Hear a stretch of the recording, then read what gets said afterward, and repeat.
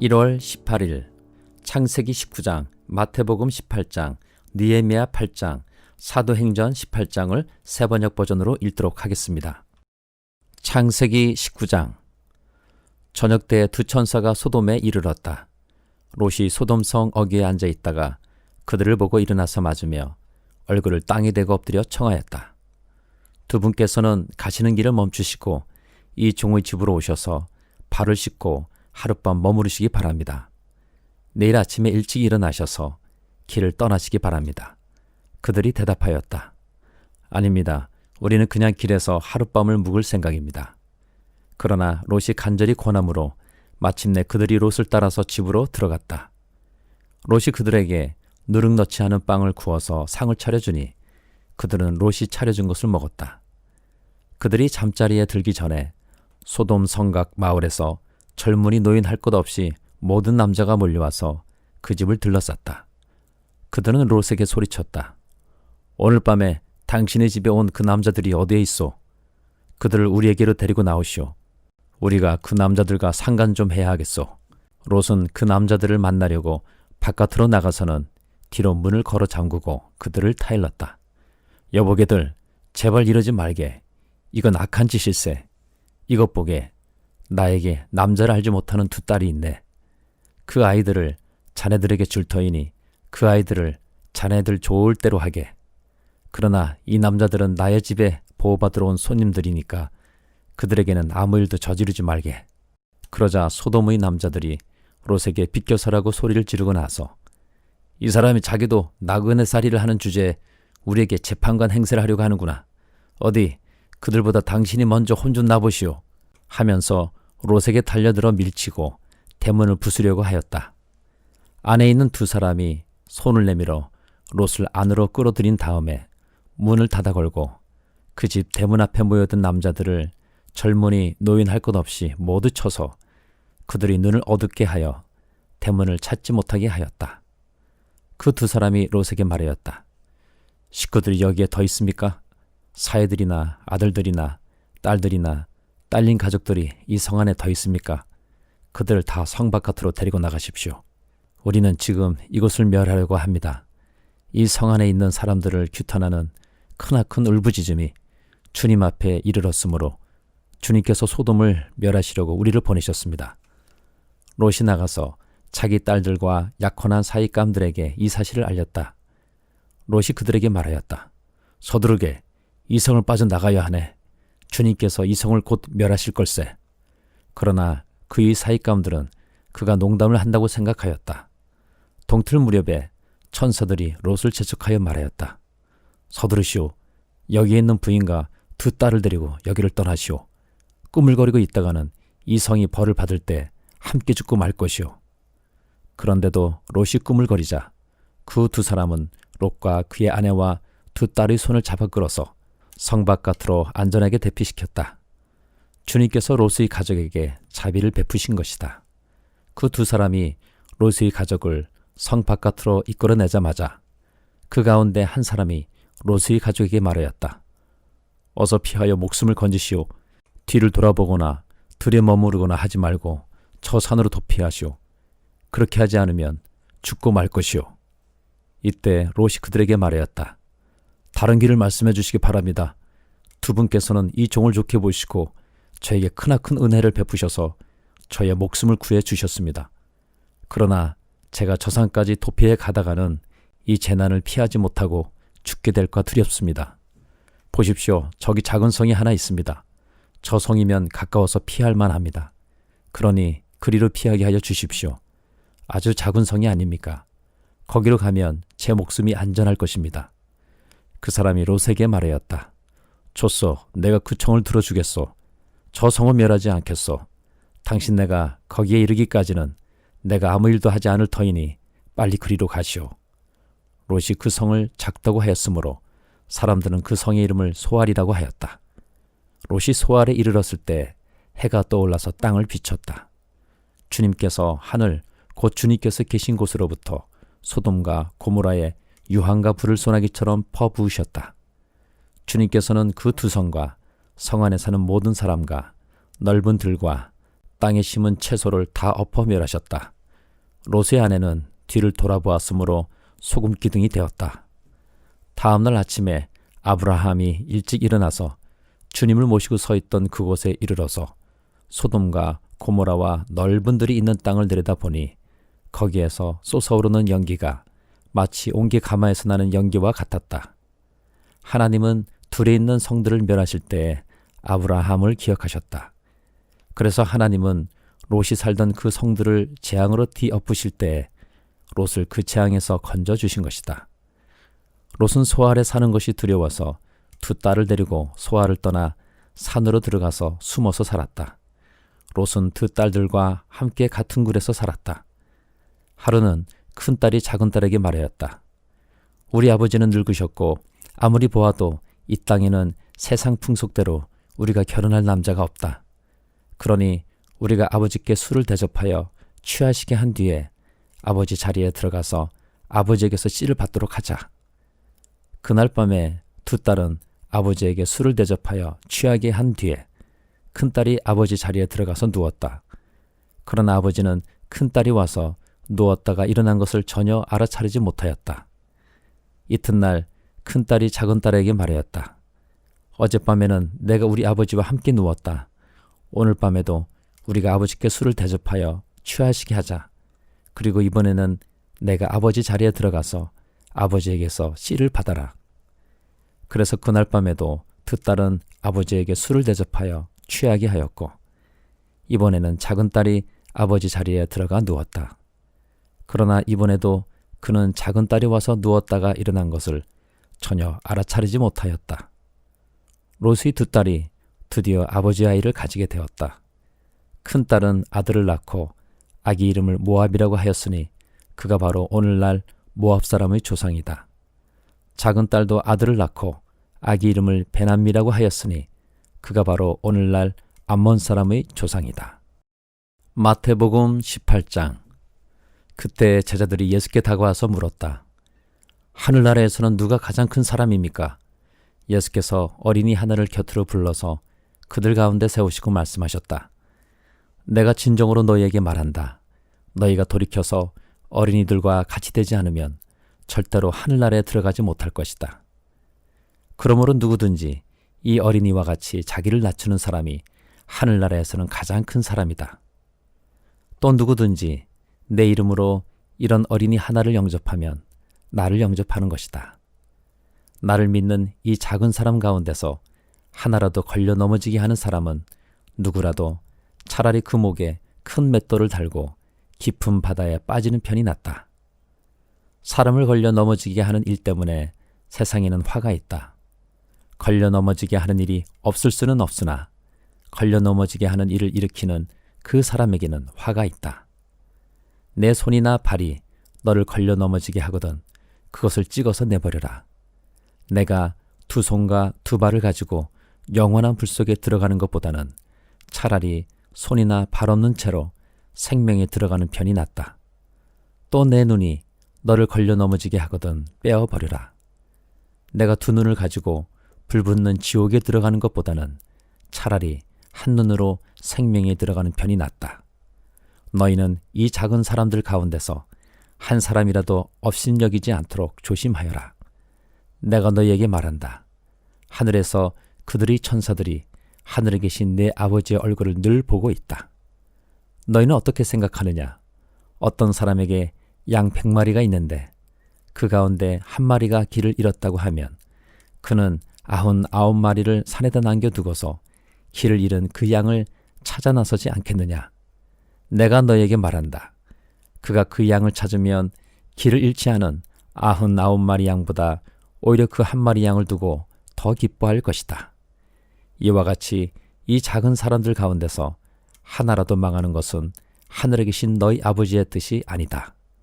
내 형제가 너에게 죄를 짓거든 가서 단둘이 있는 자리에서 그에게 충고하여라. 그가 너의 말을 들으면 너는 그 형제를 얻은 것이다. 그러나 듣지 않거든 한두 사람을 더 데리고 가거라. 그가 하는 모든 말을 두세 증인의 입을 빌어서 확정 지으려는 것이다. 그러나 그 형제가 그들의 말도 듣지 않거든 교회에 말하여라. 교회의 말조차 듣지 않거든 그를 이방 사람이나 세리와 같이 여겨라. 내가 진정으로 너희에게 말한다. 무엇이든지 너희가 땅에서 매는 것은 하늘에서도 매일 것이요 땅에서 푸는 것은 하늘에서도 풀릴 것이다. 내가 진정으로 거듭 너희에게 말한다. 땅에서 너희 가운데 두 사람이 합심하여 무슨 일이든지 구하면 하늘에 계신 내 아버지께서 그들에게 이루어 주실 것이다. 두세 사람이 내 이름으로 모여있는 자리, 거기에 내가 그들 가운데 있다.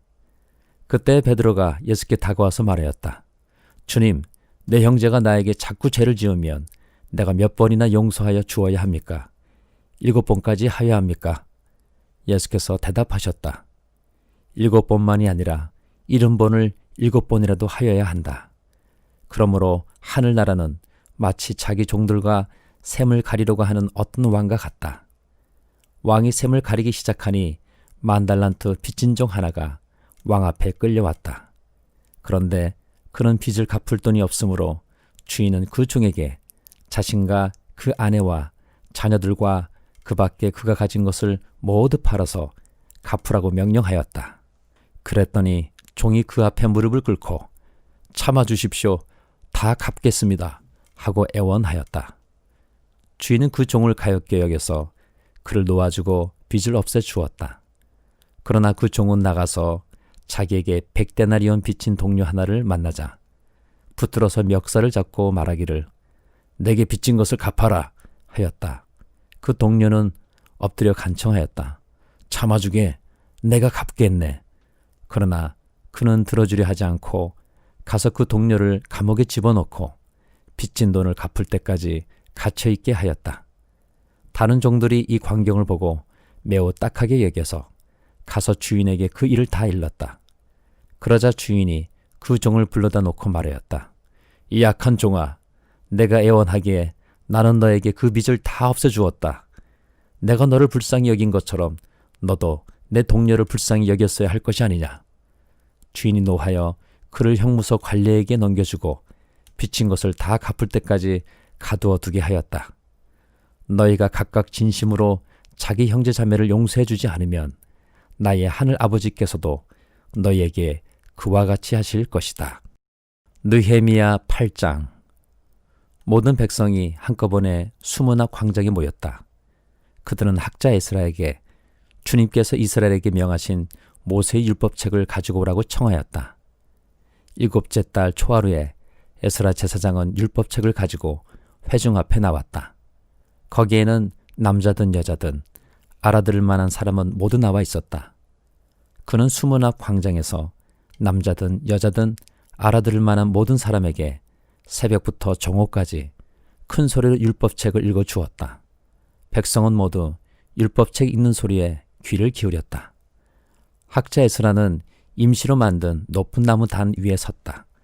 그 오른쪽으로는 마띠랴와 스마와 아나야와 우리야와 힐기야와 마세야가 서고 왼쪽으로는 부다야와 미사엘과 말기야와 하숨과 하스바다나와 스가랴와 무술람이 섰다.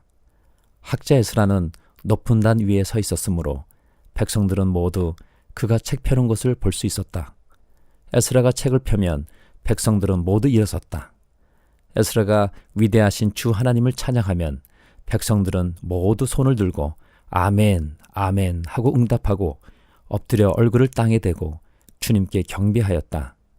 레이 사람인 예수아와 바니와 세레뼈와 야민과 아굽과 사부대와 호디야와 마세야와 그리다와 아사랴와 요사밧과 하난과 블라야는 백성들이 제자리에 서 있는 동안에 그들에게 율법을 설명하여 주었다. 하나님의 율법책이 낭독될 때에 그들이 통역을 하고 뜻을 밝혀 설명하여 주었으므로 백성은 내용을 잘 알아들을 수 있었다. 백성은 율법의 말씀을 들으면서 모두 울었다. 그래서 총독 느헤미야와 학자 에스라 제사장과 백성을 가르치는 레위 사람들이 이날은 주 하나님의 거룩한 날이니 슬퍼하지도 말고 울지도 말라고 모든 백성을 타일렀다. 느헤미야는 그들에게 말하였다. 돌아들 가십시오. 살찐 짐승들을 잡아 푸짐하게 차려서 먹고 마시도록 하십시오. 아무것도 차리지 못한 사람들에게는 먹을 몫을 보내주십시오. 오늘은 우리 주님의 거룩한 날입니다. 주님 앞에서 기뻐하면 힘이 생기는 법이니 슬퍼하지들 마십시오. 레위 사람들도 모든 백성을 달래면서 오늘은 거룩한 날이니 조용히 하고 슬퍼하지 말라고 타일렀다. 모든 백성은 배운 바를 밝히 깨달았으므로 돌아가서 먹고 마시며 없는 사람들에게는 먹을 것을 나누어 주면서 크게 기뻐하였다. 이튿날에 모든 백성을 대표하는 각 가문의 어른들이 제사장들과 레위 사람들과 함께 율법의 말씀을 밝히 알고자 하여 학자 에스라에게로 갔다. 그들은 이스라엘 자손은 일곱째 달 축제에는 초막에서 지내도록 하라는 주님께서 모세를 시켜서 명하신 말씀이 율법에 기록되어 있는 것을 발견하였다. 또한 그들은 책에 산으로 가서 올리브나무와 들올리브나무와 소기나무와 종려나무와 참나무의 가지를 꺾어다가 초막을 짓도록 하라는 말이 기록되어 있기 때문에 그 말을 이스라엘 자손이 사는 모든 마을과 예루살렘에 널리 알려야 한다는 것을 알게 되었다. 그래서 백성은 나가서 나뭇가지를 꺾어다가 지붕 위와 마당과 하나님의 성전뜰과 수문학 광장과 에브라임 문앞 광장에 초막을 세웠다. 사로잡혀 갔다가 돌아온 모든 사람이 초막을 세우고 거기에 머물렀다. 눈의 아들 여호수아 때로부터 그날까지 이렇게 축제를 즐긴 일이 없었으므로 이스라엘 자손은 크게 즐거워하였다. 에스라는 첫날로부터 마지막 날까지 날마다 하나님의 율법책을 읽어주었다. 백성은 이랫동안 절기를 지키고 여덟째 되는 날에는 규례대로 성회를 열었다. 사도행전 18장. 그 뒤에 바울은 아테네를 떠나서 고린도로 갔다. 거기서 그는 본도 태생인 아굴라라는 유대 사람을 만났다. 아굴라는 클라우디오 황제가 모든 유대 사람에게 로마를 떠나라는 칙령을 내렸기 때문에 얼마 전에 그의 아내 브리스길라와 함께 이탈리아에서 온 사람이다. 바울은 그들을 찾아갔는데 생업이 서로 같으므로 바울은 그들 집에 묵으면서 함께 일을 하였다. 그들의 직업은 천막을 만드는 일이었다. 바울은 안식일마다 회당에서 토론을 벌이고 유대 사람과 그리스 사람을 설득하려 하였다. 실라와 디모데가 마케도니아에서 내려온 뒤로는 바울은 오직 말씀을 전하는 일에만 힘을 쓰고 예수가 그리스도이심을 유대 사람들에게 밝혀 증언하였다. 그러나 유대 사람들이 반대하고 비방하므로 바울은 그의 옷에서 먼지를 떨고서 그들에게 말하였다.